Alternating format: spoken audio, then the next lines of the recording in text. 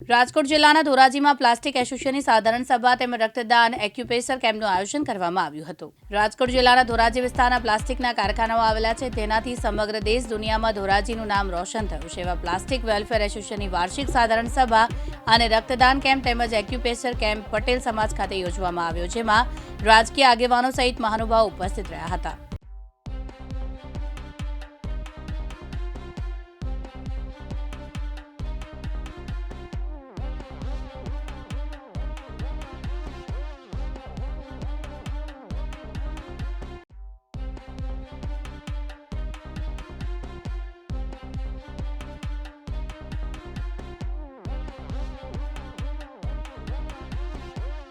દલસુભાઈ Vagadia, Dhoraji plastic association પ્રમુખની જવાબદારી છે।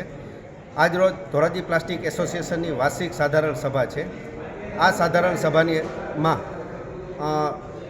બ્લડ ડોનેશન કેમ્પ અને એક્યુપ્રેશર કેમ્પનું આયોજન પણ સાથે સાથે કરેલું છે। આ વાર્ષિક સાધારણ સભામાં અમે દરેક પ્લાસ્ટિક એસોસિએશનના મેમ્બરોને ફ્રી ઓફ કોસ્ટ ફાયરનો 6 કિલોનો એક બાટલો આપવાના છીએ અને એક અવેરનેસ માટે અમે સાયબર જે ફ્રોડ થાય છે તેને વિશે અમે માર્ગદર્શન આપવાના છીએ અને ટ્રાફિક વિશે પણ અમે નિયમોનું પાલન થાય એના વિશે પણ અમે દરેક મેમ્બરોને અમે આ સાધારણ સભામાં માર્ગદર્શન આપવાના છીએ। દલસુભાઈ કેમ્પ કેટલા વર્ષથી કરો છો? કેમ્પ લાસ્ટ 25 વર્ષથી આ ધોરાજી પ્લાસ્ટિક એસોસિએશન આ બ્લડ ડોનેશન અને એક્યુપ્રેશર કેમ્પ કરે છે। કેટલી બોટલ રક્તદાન થશે આજે? અંદાજિત અમારે 200થી ઉપર રક્તદાતાઓ રક્તદાન કરશે અને દરેકને અમે પ્રોત્સાહિત માટે એક સર્ટિફિકેટ આપીએ છીએ અને આ સેવા માટે અમારે નાથાણી બ્લડ બેંક રાજકોટથી આવેલા છે। મારું નામ રમાબેન છે।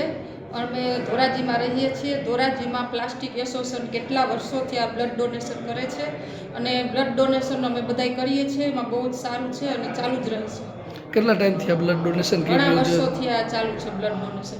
આજે તમે શું કરવા આવ્યા છો અહીંયા? અમે બ્લડ ડોનેશન કરવા માટે આવ્યા છીએ। 20 વર્ષથી આ ચાલુ છે। વિપુલ ધામેચા, દિવ્યાંગ ન્યૂઝ, ધોરાજી, રાજકોટ।